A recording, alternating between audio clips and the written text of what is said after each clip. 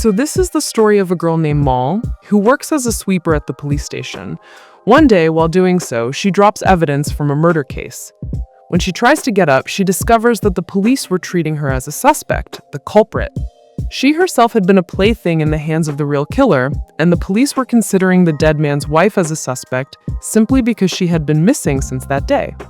She then takes the suspect away as a victim, and when the detective candidate and his team arrive at the office in the morning, everyone is confused as to who did it. When no one was willing to take responsibility, the detective became angry and checked the CCTV footage, which revealed Morgan had done it. So they brought him from his home to the police station to question him. He was asked why he interfered with police work. The lieutenant asked, "Why did you think she was a victim?" He began showing pictures and explained that the wife was being considered a suspect only because she had been there immediately after the murder, and that no one else was in the house that day. But looking at these pictures, it's clear that there was a third person in the room that day, and it's possible that Kaylor kidnapped his wife as well. To distract the police, and possibly because her life was in danger, they didn't believe him until an officer came and told them that a third person had been in the house on the day of the murder. Before confirming this, Detective Gary Morgan was arrested for a day for interfering with police work. Anyway, CCTV footage from outside the victim's house was found, which revealed a girl who had been at the victim's house just 30 minutes before the murder. They call her in and begin the investigation, and the girl flatly denies that the murderer was at home the entire day. She never even came to the victim's house. Detective Curry and his entire team are left utterly confused, and the time comes for Morgan to be released from jail. As Morgan leaves, he takes a peek at the CCTV footage and tells them it's fake. He intends to tell them the date and timestamps are wrong. The detective candidate dismisses her claims, but the robbers stop him. For an explanation, she explains that the wind in the footage is blowing from south to north, but in LA, the typical wind blows from north to south. This means the footage being shown is from several months ago, and to distract the police, this old footage has been replaced with footage from that day. Her statements are updated with new timestamps and dates, and everything she says turns out to be true. Even the detectives are astonished. As she starts leaving the police station, the lieutenant stops her and asks, "How did you do all this?" Morgan explains, "I have an IQ of 160, meaning my thinking and observation power is far greater than that of an average person. And I've watched a lot of documentaries, which makes me able to analyze these things with ease." The next scene shows Detective Carey meeting the rape victim's daughter, who reveals a strange story. A woman had sent a letter to her missing mother. She explains that by the time her mother read it, the boy had already died. The detective, perplexed, wondered what the letter contained and how it might have been related to the murder case. He needed the letter, which he believed could have been at the victim's wife's home or his office. He informs the lieutenant about the letter, and the lieutenant, seeing the case so complicated, requests Morgan. To handle the case, they first needed the letter, which could have been from the missing wife, is in the office. Detective Candidate goes to the office and requests the boss to search the office for the letter, but the boss refuses to allow the office to be searched. Here, Detective Candidate Morgan explains the entire case and the timeline to Morgan. Morgan notices that the missing wife's sister is not taking any interest in everything, even though she had a deep connection. The detective takes her with him to the girl's house for investigation. Morgan notices that the girl is actually a biologist, and that her demeanor clearly suggests she is hiding something from the police. She tells this to everyone, but the candidate doesn't find anything suspicious here. Well, to solve the case, the letter was essential. So Morgan sneaks into his office at night without telling anyone and steals the letter under the guise of cleaning. When she sees the locker, the detectives are furious, as stealing this letter could have landed Morgan in jail another time. Morgan says, "Whatever happens, we'll see. Now read this letter." Through this letter, they learn that Brian, a very powerful man in the city, had been abusing a girl named Sarah. Sarah wanted a case against him, so she enlisted the help of a missing wife. But before she could do anything, Sarah dies. Now, since Ibrahim has become a prime suspect in the case, the detectives call him to the police station for investigation. Crime flatly denies committing the murder, claiming he wasn't in Delhi on the day of the murder. Meanwhile, outside officers discover that Brian was in the city on the day of the murder. Before the investigation can proceed, the boss of the office from which Morgan stole the letter arrives to take legal action against Morgan. This angers Detective Carey Bagg, who had previously been warning Morgan against such inappropriate actions. He had even told Morgan to return the letter. Because of these blunders, the investigation is being delayed, leading Detective Morgan to be removed from the investigation. However, due to her condition, they have to go back to Morgan the very next day to seek her help. The detective couldn't understand Brian's connection to the case. Brian was at the fountain on the day of the murder.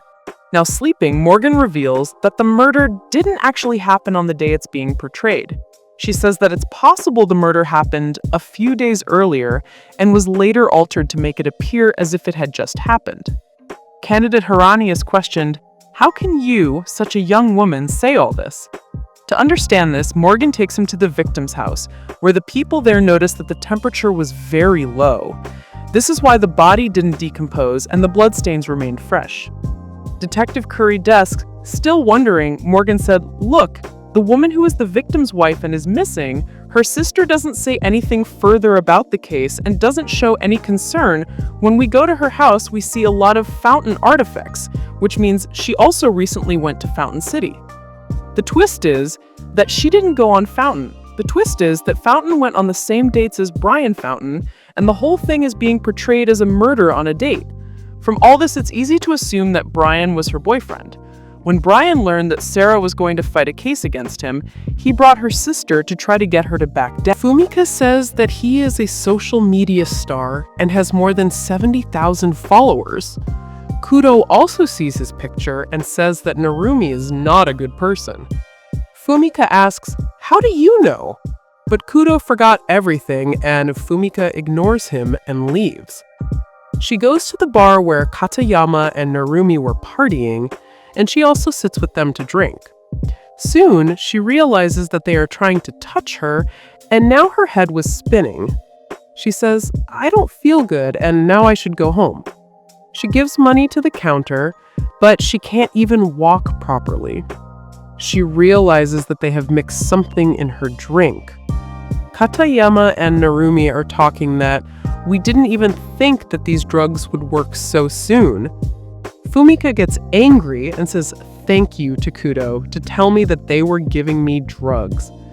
Actually, Kudo remembered and he told Fumika that Narumi and Katayama give drugs to girls and take advantage of them. He knows about them because Kudo makes pills for the organization and he saw them buying pills from there. Fumika doesn't believe him, but she doesn't want to take any risk. So she says to Kudo that if this is true, I will break their bones. Kudo asks, "How can you do this?" She says, "I will let you in my body." Kudo says, "Why should I help you?" Fumika says, "After this, I will help you." Kudo says, "Okay, but I think the bartender and staff are also involved." And it happens. But when the bartender mixes drugs in her drink, Kudo tells her. Fumika tells them that, "I know you guys have mixed drugs in my drink.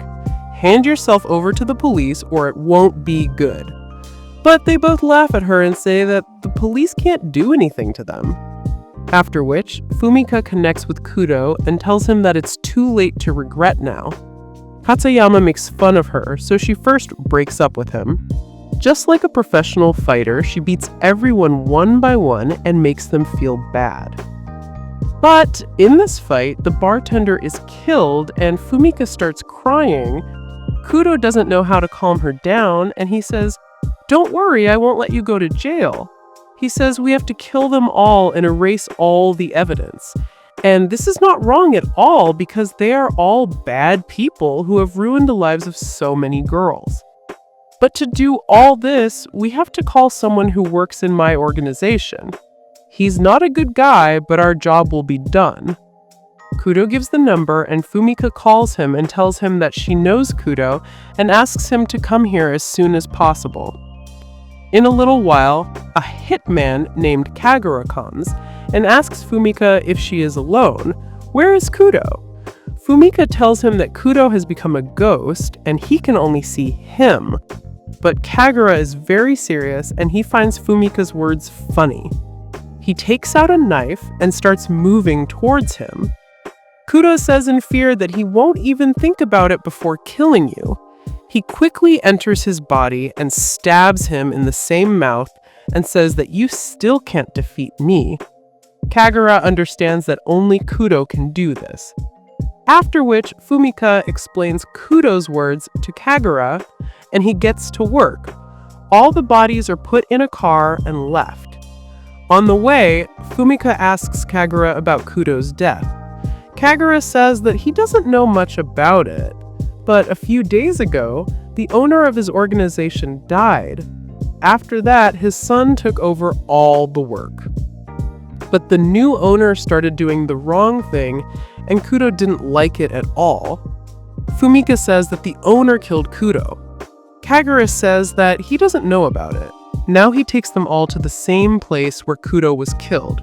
And after coming here, Kudo also finds this place familiar. Kagura kills them all and completes his work.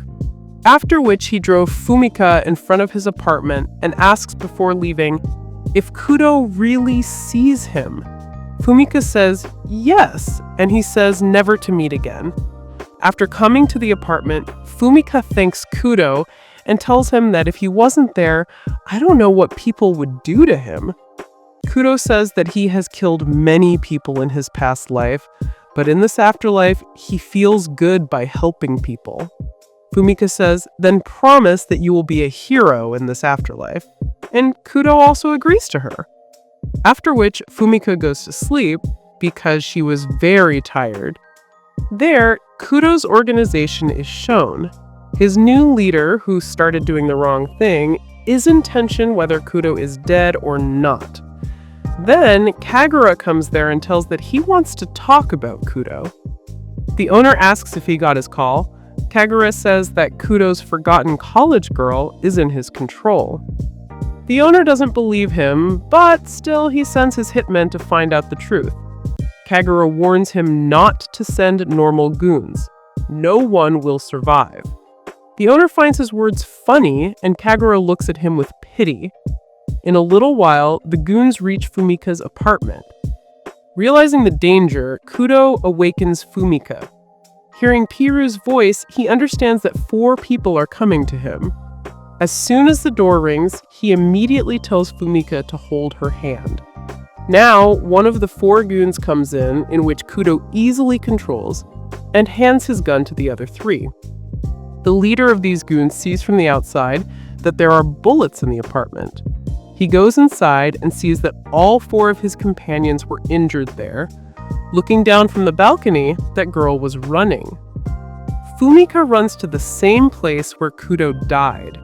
And the amazing thing was that Kagura was already here. Kagura tells that he told everyone about Fumika. Hearing this, Kudo gets very angry at him. Fumika says that my apartment is ruined because of you. Now you will fix it. When Kagura hands the gun to Fumika, Kudo immediately enters his body and snatches Kagura's gun and throws it away. Now there is a fight between them, and Kagura very cleverly wants to pick up the gun and shoot it. But Kudo snatches the gun again and taunts him. And as soon as he points the gun, he remembers how he died. Kagura says that, yes, I killed you. Kudo asks why. Kagura says that when the new owner was made, we were against him. But later, you left your job without telling, and the fire of our rebels was extinguished there. After that, the owner gave you orders to kill, and I had to kill. Kagura says that if I don't leave you, they won't leave me either. At the same time, Kudo remembers that when Kagura came to kill him, he gave him a chance to run away, but Kudo was tired of his life, and he told Kagura to kill him. Kagura starts crying because he was also tired of his life. At this time, the owner is very angry that an ordinary girl cheated on professional fighters and ran away. His goons say that his feelings were not of a normal person. There is definitely Kudo's soul in it. Here, Kagura says that you have to leave the city. They won't leave you. And Fumika tells that, why don't we kill the owner? This will stop the whole organization. Then neither you will be in any danger, nor me, and the biggest thing, Kudo will also get freedom. But Kagura doesn't agree with her, because there is a lot of danger in this village, and Fumika's life can also be lost. Fumika says in anger that she will do it for herself. She doesn't care if anyone comes or not. Because of her, her entire apartment was destroyed, and now she is not going to leave the owner of the organization. After that, she takes Kudo and leaves. In a little while, Kagura comes to them with a car and says that if you want to die, then I am with you. Now they all reach outside the organization.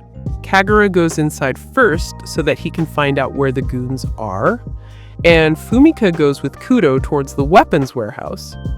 Kudo stays ahead and keeps Fumika alert because no one can see her, but she can see everyone. In this way, they reach the warehouse of both the weapons and take all the necessary weapons and inform Kagura. Now, Kudo enters Fumika's body and attacks the goons. There is a fierce shootout here in which almost all the goons are killed. In the end, the owner is left, and Kudo shoots him on both of his legs and puts him on his knees. Fumika says to the owner that I need the money for my apartment. The owner says, "This means someone stole that expensive artifact from their home." She immediately tells the detectives this. Such artifacts are rare, and they could now go to the artifact shop to find out who sold it. That person must have had some connection to the murder.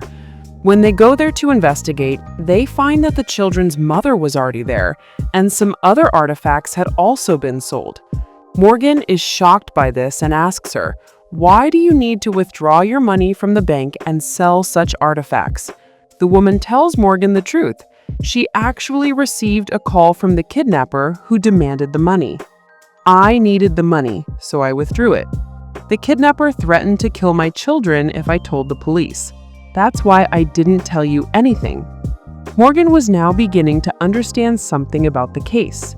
She calls the detective and brings him here, and they both promise, under the threat of death, that nothing will happen to your children and we won't take any action to catch that man. We'll definitely go with you just to give you the money.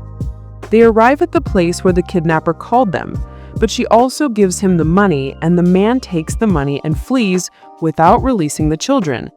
Everyone here goes home first, and the detective candidates tell everyone, "Calm down, relax you guys.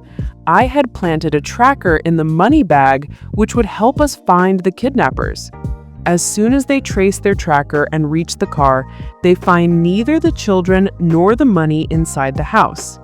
Now, Morgan turns on the car radio where a specific show was playing. Morgan immediately remembers this show. His driver was also listening to it that day. So, is his driver involved in all this? He also remembers that he said that the car was parked in a place where he could clearly see the children's mother through the side view mirror. From all this, Morgan contributes that the driver liked the girl, but because he didn't have the money, he orchestrated this whole drama. He kidnapped the children so he could have money and leave his job as a driver to marry the girl. She suggests that this man may have committed the murder and that he has kidnapped the two girls and hidden them. They begin investigating the driver and discover that while he didn't commit the murder, he did kidnap his daughters. However, as he drove the car up the mountain, both daughters escaped from his clutches, and now he has no idea where they are.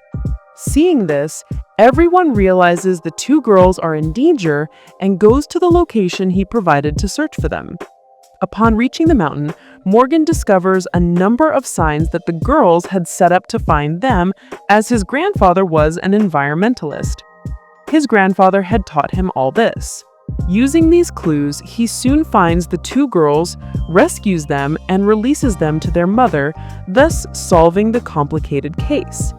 The next day arrives, and Morgan, as promised, brings her daughter to the police station to show her around, where she leaves to use the bathroom. Just then, we see a strange woman enter the police station. She was quite clever. Taking a gun from an officer, she quickly takes everyone there captive and gives them the shocking news that she has already implanted bombs throughout the police station. She didn't do this alone. Her partner was also present, threatening all the officers and hacking their phone lines. Before Morgan can reach her and take her phone, Morgan sends an alert message to her daughter to flee the building. Morgan's daughter doesn't hear this and returns to her mother, where the sound of gunfire can now be heard. What is revealed here is that the thief is the one who held everyone hostage. She tells us that one of our colleagues was arrested by them on charges of murder, and he didn't commit the murder. They even went to court to try to save their friend, but nothing happened. The woman explains, "I just want justice for my friend. I want justice, and that's why I've come here." Now, all the detectives will work together to gather evidence that will bring justice to her friend and exonerate him. Outside this office, we see the robber and the detective candidate who have been aware of everything that happened at the police station. They investigate the two men who broke into the station and discover that they are military officers. This soldier then calls the lieutenant through the officer, telling him to find evidence as quickly as possible or everyone present will be killed. Following her instructions, the lieutenant and the candidate reopen the case and begin an investigation. What actually happened was that their sister had seen their senior officer killed, and all the evidence was pointing against this man, as he must have had a fight with his senior officer before that. So far, nothing had been found that would exonerate the man. The detectives held hostage inside the police station were also reviewing the case history, and until now, Logan, the man who had been arrested, appeared to be the culprit. But then Morgan took a closer look at the case, and noting that there was a proper corner between the bloodstains at the murder site, she explained that there had been a page or a piece of paper that had been taken there. What was in that paper was a mystery, and whoever might have taken it was likely clueless. Morgan quickly called the lieutenant and detective who were inside the armed van. She asked the detectives if they found any papers there. The detective explains that he didn't find any papers in the armed van, but the major's laptop was there. She asks him to check the file he was working on last. From the computer, they learned that the major was working on a paper in which he wanted to punish a soldier. Not finding any more clues, they call in the major's daughter for investigation. The major's daughter tells them that the night before his murder, they had planned a dinner, which his father canceled, making it the first time in years that such a thing had happened. The next day, he was found murdered. Morgan had discovered where the major had gone after leaving dinner with his daughter that day. So she took his phone out of the evidence box and checked it. The phone's last location revealed that the major had last visited a drug-dealing facility. Morgan pieced the links together and determined that the soldier the major was reporting must be a drug addict. She then inquired within the military about the soldier who had been dismissed for drug dealing. The investigation was becoming increasingly lengthy. So, the man who had held the entire police station hostage started to act first. His companion came and calmed him and told him there was no need to panic. We shouldn't trust the police either, but right now we need their help. They were talking when another officer noticed their panic, so he tried to hit him and snatch his gun. But in the process, the poor officer was shot in the leg. The officer is called and sent away in an ambulance. Meanwhile, they resume their investigation. They discover the identity of a man the major last met. They learn this from CCTV footage. The footage was too blurry, so they couldn't see the man clearly, nor could they identify who he was or whether he could be the same person. As the investigation dragged on, the man became increasingly panicked, and Morgan repeatedly told him there was no need to panic. Morgan was reading all the old investigations and learned that the major had purchased a tracking device a few days before his death. She must have wanted to track someone. To find out for whom the major purchased this device, Morgan retrieves the major's phone. The tracker was pretending that the man being tracked was last inside a drug dealership. She also gives the police the shocking news that the man who killed the major didn't know that the major had planted a tracking device behind him, and that this tracking device could help them reach him. So far, it seems the major was the one who killed him, as the major's last location was at the drug dealership. This man's location on the same day was also at the same location, and the major was killed shortly thereafter. And the tracking device also shows that the same man came in the major's army van that night. Using this tracking device, they find the murderer's location, and the detectives immediately go and arrest him. The case is almost solved. Now, the man, worried that they might arrest him after the case is solved, knocks his partner unconscious and threatens to blow everyone up with a bomb. Morgan says, "There's no need to fool us anymore. I know there's no bomb here because when you guys came here, no dog barked." However, the presence of such a device makes them very sensitive, and the girl also regains consciousness and tells the man that the bomb scare was indeed a lie and that the girl did not speak. Thus, they abort the encounter and all the captured officers are freed. But the first thing she does is meet her daughter, and everyone celebrates the situation being resolved. The people here are also released, as it's now clear that she didn't commit the murder. Days pass, and Morgan is called to his office to report on her husband's case. She explains that there's been significant progress in the case. They learned about a man her husband had been seeing frequently before his disappearance. She even told Morgan the man's name, which was Colonel Geo, but Morgan couldn't remember such a name. So the lieutenant arranged a meeting for Morgan with the man. They met with him and questioned him, asking why he was seeing so much of the man who disappeared 15 years ago and what was his relationship with him. The man flatly denied knowing Morgan's husband.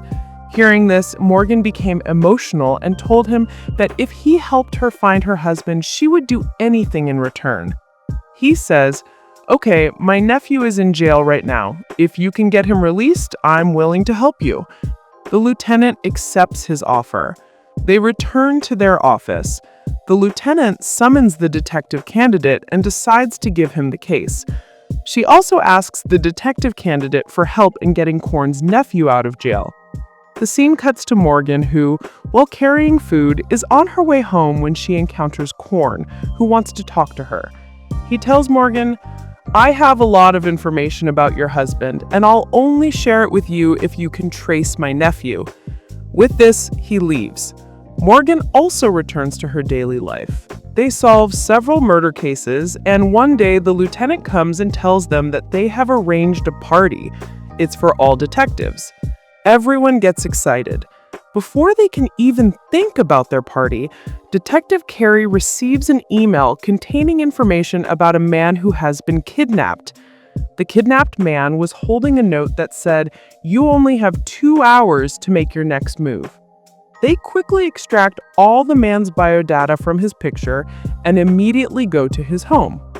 Apparently, he wasn't at the kidnapped home, but a parcel had been left outside his house, which they retrieved and returned to the police station. Inside this package was a jigsaw puzzle. Morgan quickly assembles it, and they discovered it was just a map, and one piece was missing from the entire map. This was the location where the man was held hostage. They quickly head to the location.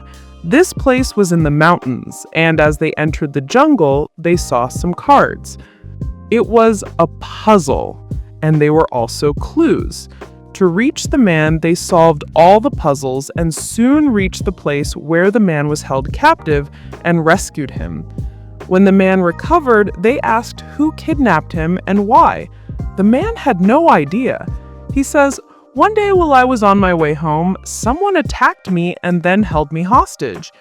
He explains that the kidnapper forced him to play games and always wore a mask over his face, preventing him from seeing his face. After learning about this, Morgan deduces that whoever the kidnapper is obsessed with children's games, as he gave the police all his clues in the form of games. Well, night falls, and Korn calls Morgan again and tells her that a few days before your husband disappeared, he was very concerned about you and your family's safety, and that both of them were working with a girl named Lo Flame. But Morgan doesn't remember anything about the film. The next day, Morgan arrives at the office, and the investigation into the kidnapper is still underway. This psycho kidnapper sent 3 dolls and a closet inside a baby cot to the police station today.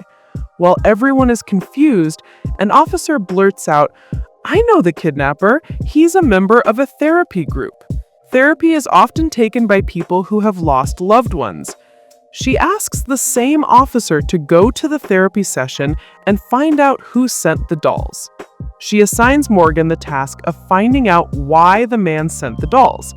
When the officer goes to the therapy session, he instructs an officer to provide security for all the therapy group members and reminds everyone that there's a party that evening. Everyone rushes home to get ready, leaving Morgan in a tizzy. Morgan receives a message from a friend who gives her a location and time and tells her to go there if she needs more information on her husband's whereabouts. Meanwhile, the detective candidate meets with an FBI friend. He wants to find out about a woman who has often been seen with Morgan's husband. The FBI agent is shocked to hear that she, too, was an undercover FBI agent who was killed 15 years ago. As he leaves, the FBI officer gives the detective candidate a file containing his entire life history. The scene cuts to the officer, who is both a member of the therapy group and a detective here. As he gets ready for his police party and leaves, his airbag explodes as he gets into his car, and we see a masked man. This is the same kidnapper who was kidnapping members of his own group and has now kidnapped the detective. Everyone at the party is enjoying themselves, but suddenly, everyone begins to miss this officer. People try to call him, but he's not returning the calls, so they order an officer to check on him at his home. Here, we see Detective Caltech and Morgan dancing. The detective asks Morgan for permission to completely investigate her husband's case and gives him a call number so he can contact her and investigate to find Morgan's husband. Before they can say anything, they receive an emergency call from the officer who went to the other officer's house to check on him. She reports that the officer's car airbag is blown and that the officer is neither in the car nor at home. They also found a clue in the car, which led them to the discovery of a psycho kidnapper who kidnapped the officer. They leave their party and set about solving the problem, and Morgan soon realizes the puzzle is about his location. They immediately go to a large mansion with a swimming pool inside and find the officer tied up inside wearing an oxygen mask. Morgan and the detective quickly rescue him. The next morning, the candidates begin working on Morgan's husband's case. They meet him and, after intimidating him, finally manage to get him to give them some information.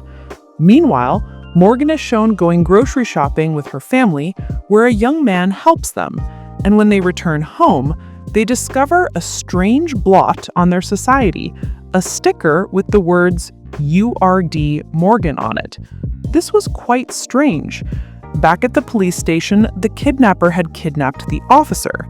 The officer had even made a sketch of the kidnapper, and when it was sent to Morgan, Morgan immediately recognized him as the same boy who had helped her at the grocery store earlier today and had placed the strange package in her groceries. Before she could have a drink, Morgan received another call informing her that her husband was still alive. The season concludes with the mystery of where he is and what he is doing.